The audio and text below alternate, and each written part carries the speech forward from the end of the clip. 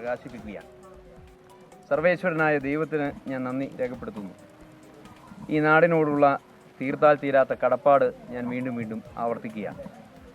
ഈ മഹാവിജയം ഇന്ത്യയിലെ ജനാധിപത്യ മതേതര പോരാട്ടത്തിന് കരുത്തു പകരുന്നതിന് വേണ്ടിയിട്ടുള്ള ഇടുക്കിയിലെ ജനങ്ങളുടെ വലിയ സംഭാവനയാണ് എന്ന് ഞാൻ കരുതുകയാണ്. ഈ നാടിനോടുള്ള ഇടതുപക്ഷ ഗവൺമെൻറ്റിൻ്റെ തീർത്താൽ തീരാത്ത വിരോധം, അതിനെതിരായിട്ടുള്ള പ്രതിഷേധമാണ് ഈ മഹാവിജയത്തിന് പിന്നിലുള്ളത് എന്നുകൂടി ഞാൻ വിശ്വസിക്കുകയാണ്.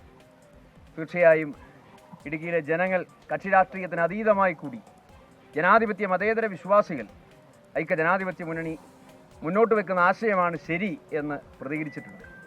അതിൻ്റെ കൂടി ഒരു പ്രതിഫലനമാണ് 1,00,000-ലധികം വരുന്ന വലിയ ഭൂരിപക്ഷത്തോടു കൂടി രണ്ടാം വട്ടവും വിജയിച്ചു വരാൻ കാരണമായിട്ടുള്ളത്. അല്ലെങ്കിൽ ഐക്യജനാധിപത്യ മുന്നണിയെ കലവറയില്ലാതെ ഈ നാട്ടിലെ ജനങ്ങൾ പിന്തുണച്ചത്. തീർച്ചയായും ഐക്യമുന്നണിയാണ് ശരി എന്ന് തിരിച്ചറിഞ്ഞുകൊണ്ട് ഈ നാട്ടിലെ ജനാധിപത്യ മതേതര വിശ്വാസികൾ ഒരുമിച്ചൊരു കൂട്ടായ്മയായി മാറിക്കൊണ്ട് അണിനിരക്കുന്ന ഒരു കാഴ്ചയാണ് കാണുന്നത്.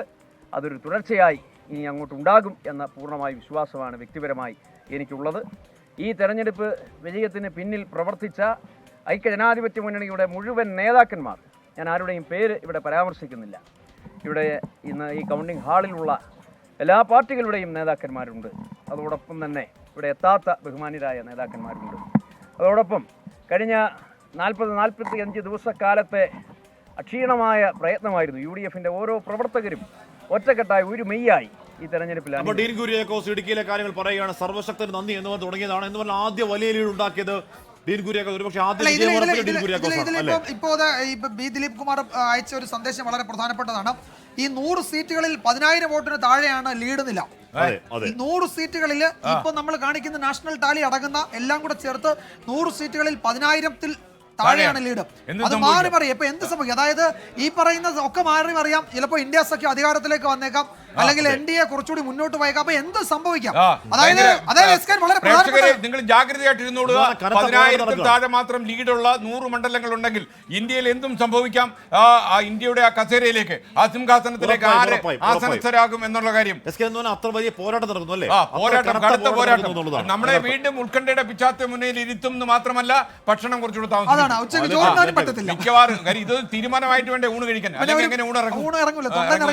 തിരുവനന്തപുരത്ത് BJPയുടെ ലീഡ് വീണ്ടും കുറഞ്ഞു. 11,950 കുറഞ്ഞിട്ടുണ്ട്. ഈ അടൂർ പ്രകാശിന്റെ ലീഡ് ഇപ്പോഴേ 250 കുറഞ്ഞു. 237 250. അടൂർ പ്രകാശിന്റെ പൊളിറ്റിക്കൽ കരിയറിൽ ഇത്രയും ടഫ് ഫൈറ്റ് അദ്ദേഹത്തിന് നേരിടേണ്ടി വന്നു. ആദ്യമായിട്ടായിരുന്നു. അടൂർ കുഞ്ഞിരാമൻ എന്ന് പറഞ്ഞ വലിയ പ്രതിഭയുടെ മകൻ അടൂർ പ്രകാശ് എല്ലാ മണ്ഡലവും മാനേജ് ചെയ്യാൻ പറ്റുന്ന ആളായിരുന്നു. നല്ല ഇലക്ഷൻ മാനേജറാണ് അവിടെ തിരിച്ചടി ഉണ്ടായിരുന്നു. ഒരു ഇടതുപക്ഷ സുഹൃത്താക്കുന്ന മെസ്സേജ്. കഴിഞ്ഞ നിയമസഭാ തെരഞ്ഞെടുപ്പിന് ശേഷം തൃശൂർ ജില്ലയിൽ എത്ര CPM-കാർ പാർട്ടി വിട്ടു എന്നത് മാത്രം പരിശോധിച്ചാൽ മതി തോൽവിയുടെ ആഴം മനസ്സിലാക്കാൻ.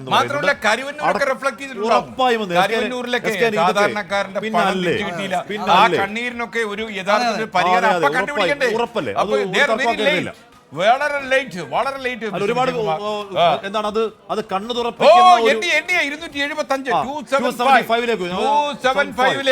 അതേപോലെ ഇന്ത്യ സഖ്യം 249, ഇന്ത്യ മുന്നണി അടൂർ പ്രകാശ് 757 750. അതൊന്നും ഒന്നുമില്ല. ഈ ലോക്സഭാ ഇലക്ഷൻ 757 എന്നൊക്കെ പറഞ്ഞാൽ വെറും ചിഹ്ന നമ്പർ അല്ലേ?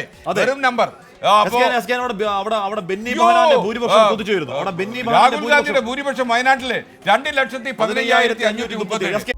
ലോകത്തെവിടെയായാലും ഏത് സമയത്തും 24 വാർത്തകളും ഓഗ്മെന്റഡ് റിയാലിറ്റി പാക്കേജുകളും എക്സ്പ്ലെയിനറുകളും വിശദമായി കാണാൻ ഞങ്ങളുടെ YouTube ചാനൽ നിങ്ങൾക്ക് സബ്സ്ക്രൈബ് ചെയ്യാം.